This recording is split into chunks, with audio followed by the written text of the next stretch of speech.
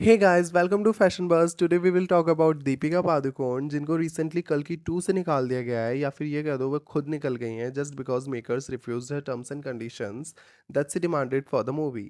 Yes, you heard it right. Deepika की कुछ ऐसी डिमांड्स रखी हैं मेकर्स के सामने कि अगर वो पूरी नहीं होती हैं तो वो मूवी में काम नहीं करेंगी. सो लेट्स सी क्या थी वो डिमांड्स और क्या वो डिमांड्स वैलिड थी या नहीं थी और क्या वो डिमांड्स मेकर्स ने पूरी की या नहीं की. सो इसी के बारे में हम आगे डिस्कस करेंगे. सो बने रहिए वीडियो में और देखिए क्या थी वो डिमांड्स. सी हम सब जानते हैं that Deepika is one of the most successful actress of the Bollywood.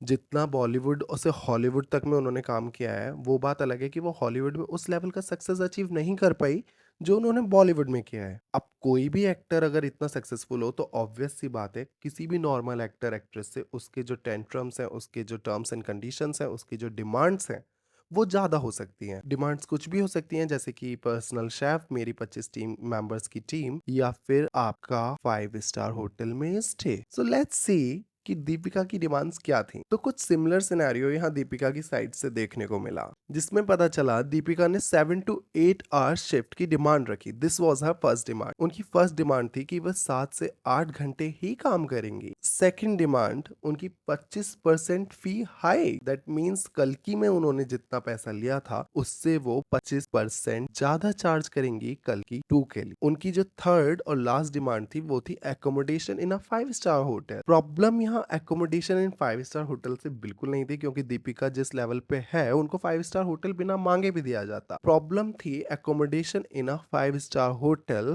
For her 25 team members. जब मेकर्स को ये डिमांड्स पता लगी उसके बाद कल्कि के मेकर्स ने ये ट्वीट डाला जिसमें साफ साफ लिखा है that Deepika will not be a part of कल्कि 2 एंड अ फिल्म लाइक कल्कि deserves a commitment and much more.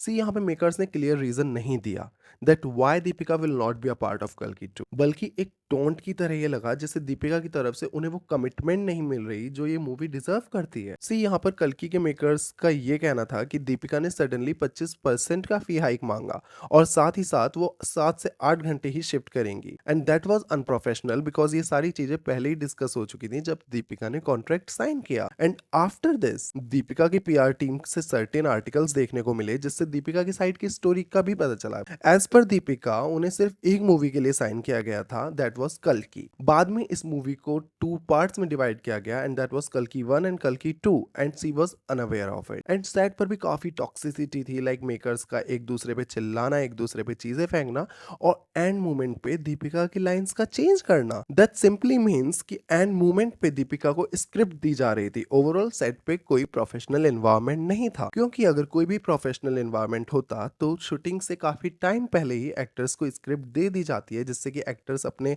Role की, अपनी लाइंस की अच्छे से रिहर्सल कर सकें और एक्टिंग के टाइम पे, शूटिंग के टाइम पे वो अपना 101% दे सकें. और यही एक वजह थी कि दीपिका ने 25% का फी हाइक मांगा जो कि कहीं से वैलिड भी लगता है क्योंकि वो उस लेवल पे वो है कि अगर वो किसी फिल्म में स्पेशल अपीयरेंस दे रही है तो वो ज्यादा चार्ज करेगी. And as per some articles makers Deepika की सारी डिमांड्स मानने के लिए तैयार थे सिवाय एक डिमांड के, वो थी 8 आवर्स वर्किंग शिफ्ट. सी 8 आवर शिफ्ट करना या 12 आवर शिफ्ट करना ये टोटली आपकी चॉइस है. इसमें कोई किसी को फोर्स नहीं कर सकता because at the end Deepika enough experienced है और at the same time makers को भी ये बहुत अच्छे से पता है कि एक्टर की किस डिमांड्स को वो फुलफिल कर सकते हैं और क्या नहीं. और दीपिका अकेली नहीं है जिसने ये पहली बार ऐसी कोई डिमांड रखी हो. इससे पहले भी सलमान खान की भी कुछ ऐसी ही डिमांडें होती थी बट वो डिमांड्स आज तक कंट्रोवर्सी में नहीं आई क्योंकि सलमान खान मेल है और बॉलीवुड मेल डोमिनेंट इंडस्ट्री. उसी के अपोजिट अगर प्रियंका चोपड़ा, शाहरुख खान और भी बड़े स्टार्स हैं आज भी 10 to 12 आवर्स वर्किंग शिफ्ट करते हैं. और वो जो पॉइंट था 25 टीम मेंबर्स वाला वो कहीं से भी वैलिड नहीं लगता.